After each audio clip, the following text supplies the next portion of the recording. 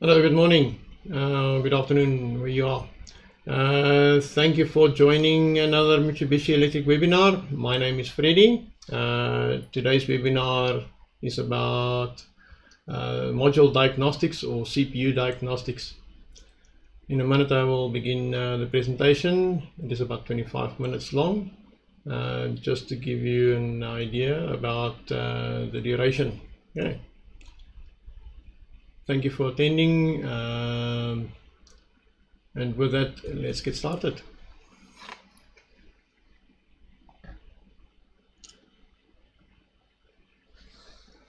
It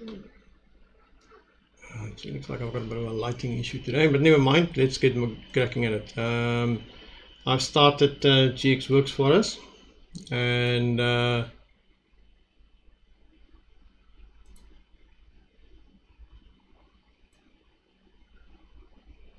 oh goodness. Okay, there we go. I'll leave it like that for today. Not the best, but it will work.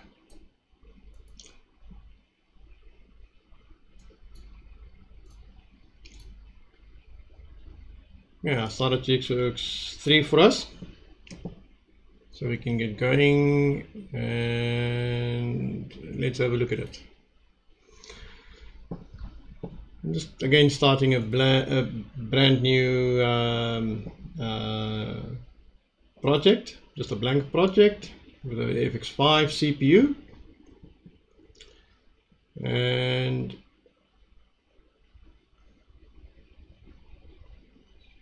I'm going to do a simulation for us on this project, just to show you how the diagnostics work in Works3. Okay. Just creating a little bit of logic in there, just a AND block, very basic, and we put a bit in there, M0 and M1, okay, and our output will be M3. Okay, we convert the project, rebuilding the project,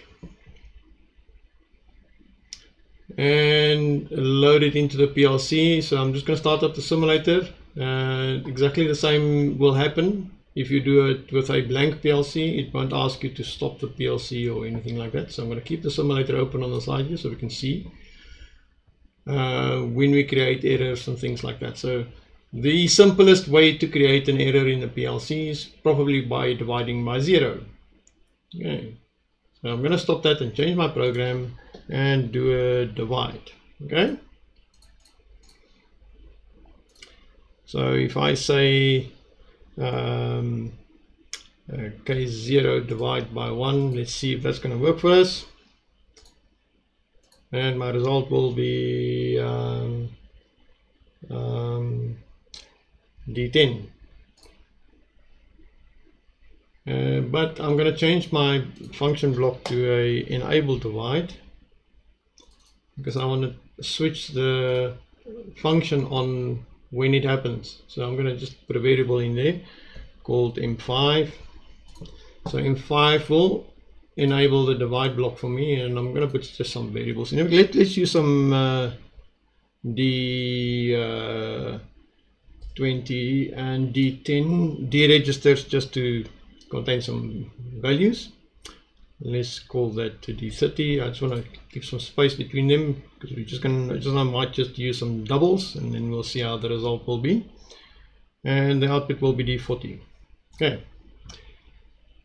And let's put that into the PLC. Just a note of caution is whenever you do online programming, since the PLC is in run status, the GXWorks will warn you. I recommend strongly to go and read all these warnings. And go and look at the precautions. Good idea to apply that in a running plant. Okay, so in this case I'm just doing it in my simulator, so I actually know what I'm doing now, or I think so. So then I will go and allow GXWorks to just go and do changes on my beck and call. Okay, so now the next time when I execute online change, it won't ask me for these questions. we've got an error in our code. What did I do? We can't do what? 0 has been divided. Please check your program. So, of course, I'm dividing by 0 there immediately on the fly. It doesn't allow me to write that code even into the PLC. That's new functionality in Works3. So again, I recommend go and upgrade your software. Very important. And also make note that you might need to upgrade your firmware in your PLC. Changes do take place, and Mitsubishi work 24/7 on making our lives a pleasure working in the plants. So I'm just gonna do another online change again, and there all the code went into the PLC. PLC is still running, no errors. So let me monitor this first so you can see the values. Still a little useless hint here, maybe you know that already. In the newer versions of Works3, you have a little button here when you click on the variable, not in the number or the numeric result of the variable, the actual name of the variable, and then you will get a button here where you can change the position of the displayed value of that variable, just to make it convenient for you. Maybe you're standing on the other side of the plant and you would like to see the result from a distance maybe. Okay, and you can zoom in quite deep to see the value. Okay, so there we go. And just because I zoomed in, I'm going to flip this number around this way so that I can have all my numbers together, looking at it from a distance. Okay, and also make it easier for you to look at the video. So we're going to divide by 0 now. So when I switch M50 on, the divide will obviously enable, divide this number by that number and give me a result in D40. So D20 will be divided by D30. Let's have a look.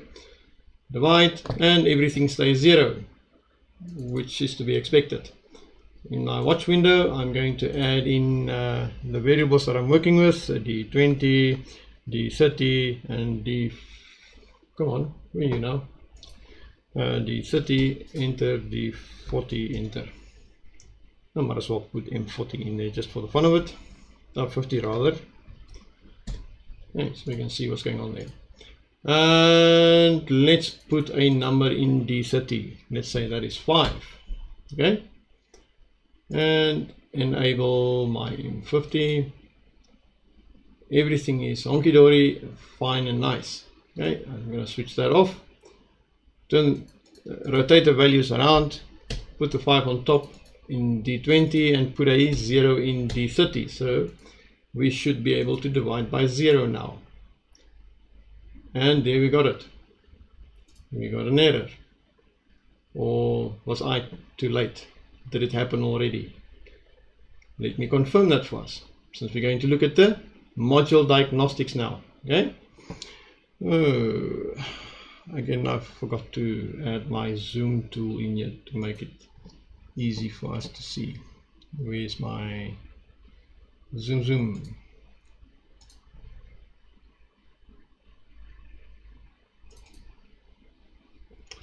And there we got a zoom tool. Thank you very much. Control Z. There we go. So we have our module diagnostics window. Very powerful little window to keep note of is whenever you're going to monitor something in your PLC, it's a good idea to just have a look at this window to look at either historical errors, things that happened in history. You can find them all down here in your event history. What's also beautiful is GXWorks keep track of where the errors has happened. It will give you a clear indication of what is the status of the error and where it has happened. And it will also take you to the error by merely just either double clicking on the error number on top here. So if I double click on the error, or if I highlight the error and I click on the error jump button, GXWorks will take me directly to the error in the code. Okay, quite convenient. Also, some things to note is the diagnostics tool will let you know. Also, some things to note is. Wait a minute. What happened here? The diagnostics tool will let you know. Also, some things to note is.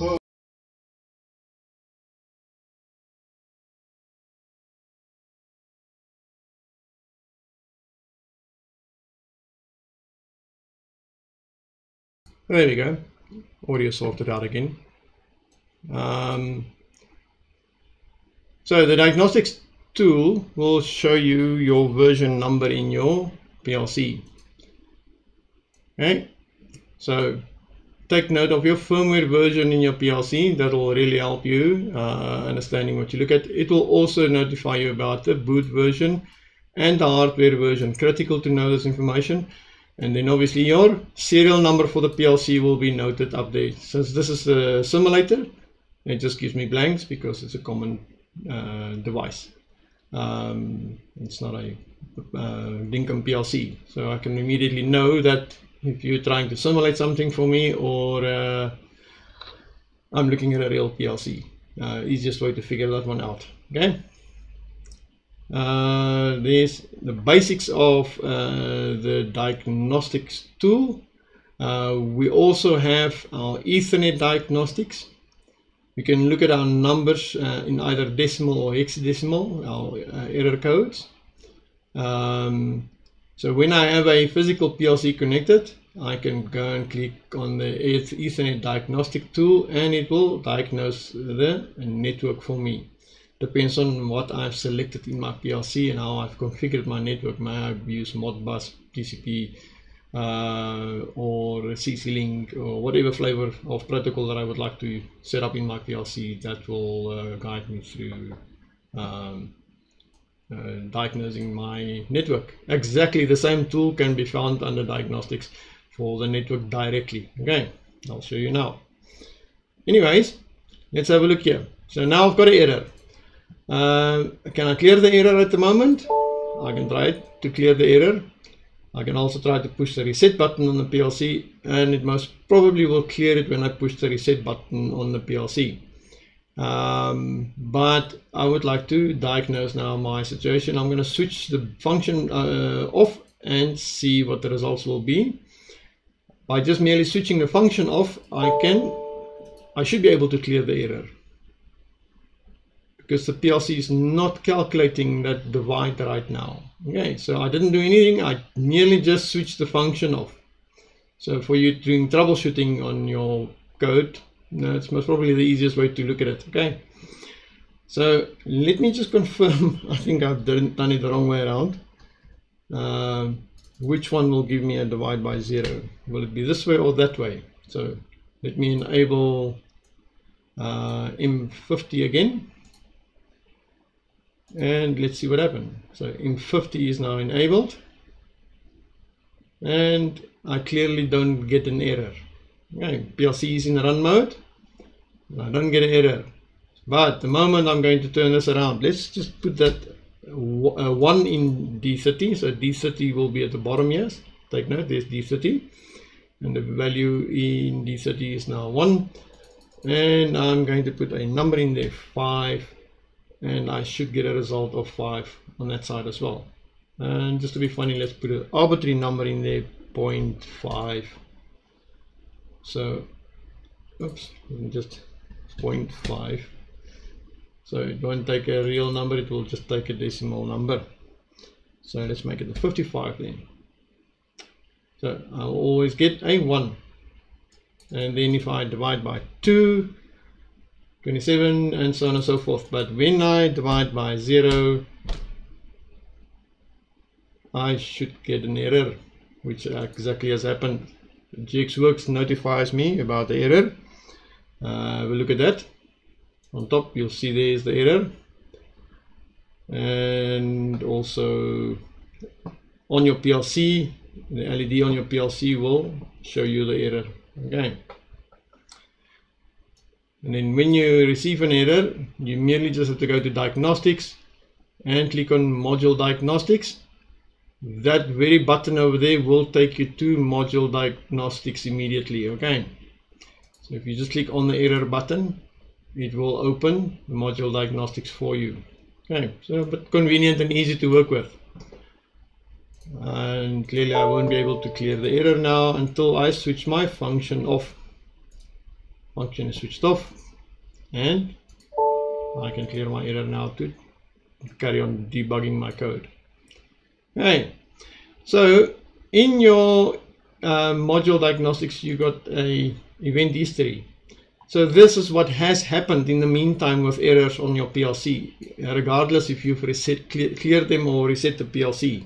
So a record of errors will be held in the PLC unless you're going to clear the error log on the PLC. So again, from a diagnostics point of view and troubleshooting, very easy to work with. Okay, so I'm going to call it quits at that point. A very handy tool. Make use of it, and I'm pretty sure you're going to find good fun with finding out what's going on inside your PLC when you have errors. Okay. If you've got any questions, you're welcome to ask us. Let's see. Okay.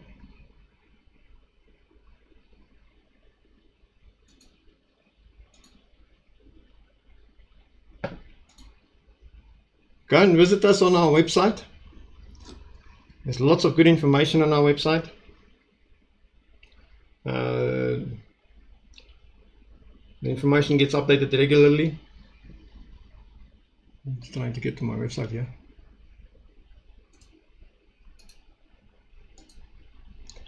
And have a look. We regularly keep our website up to date with all new information that we work on a regular basis.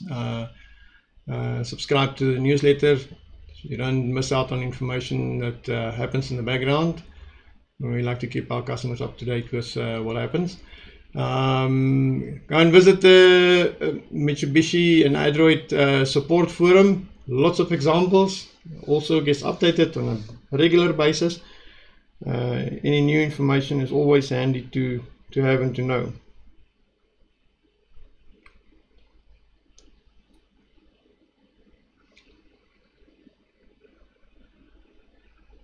Okay.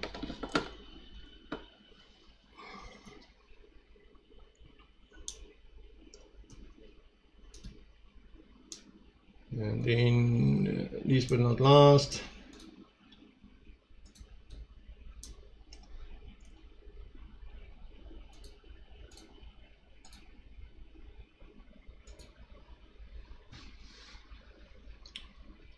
thank you very much for sharing your time, and we hope you've learned something today. Please click on the like and subscribe button so you don't miss out on our notifications on our next live webinar. The next webinar will be about one of the topics in Works3 that I will expand a little bit on.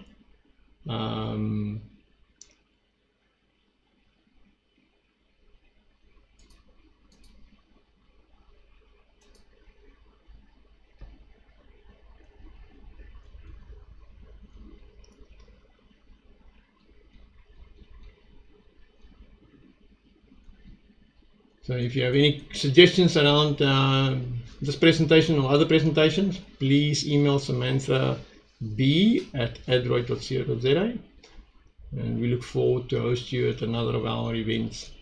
And we thank you again, and be sure to click on that subscribe and click that bell icon. Goodbye and stay safe.